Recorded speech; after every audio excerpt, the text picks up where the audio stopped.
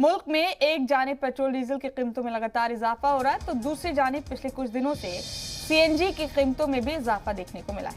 कल के मुकाबले दिल्ली में आज सीएनजी की कीमतों में ₹2.5 फी किलो की बढ़ोतरी देखने को मिली। दिल्ली में आज सीएनजी 69.11 रुपए फी किलो मिल रहा है। वहीं नोएडा, ग्रेटर नोएडा और गाजियाबाद में 71.67 रुपए फी किलो सीएनजी मिल रही है। दिल्ली में इंद्रप्रस्थ गैस लिमिटेड यानी आईजीएल की जानिब से पिछले कुछ दिनों में सीएनजी की कीमतों में इजाफा देखने को मिला। आईजीएल के ऐलान के बाद दिल्ली एनसीआर में आज सुबह 6 बजे से सीएनजी की नई कीमत नाफिज हो चुकी है।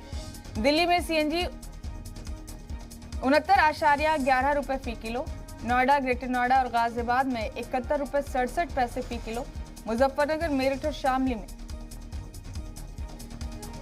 76.34 किलो फी किलो। वहीं गुरुग्राम में 77.44 फी किलो, रेवाड़ी में 79.57 फी किलो।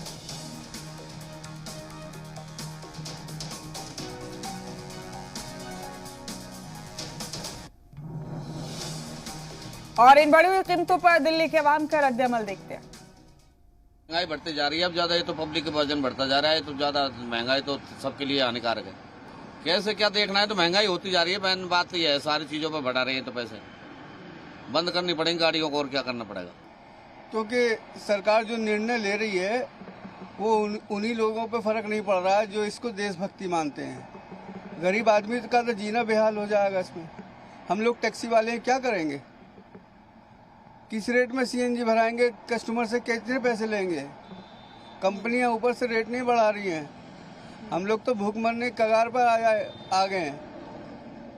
श्रीलंका का जो हाल हो रहा है वैसा यहाँ देखने को मिल जाएगा अगर यही हाल रहा तो। सर हम लोग तो रो रो के चल रहे सर, क्योंकि परेशानी इतना है कि अब क्या करेंगे। ओला ऊपर वाले पैसा भी उतना नहीं देते, अब उसके बावजूद भी इधर सीएनजी और पेट्रोल का पैसा बढ़ते रहते हैं।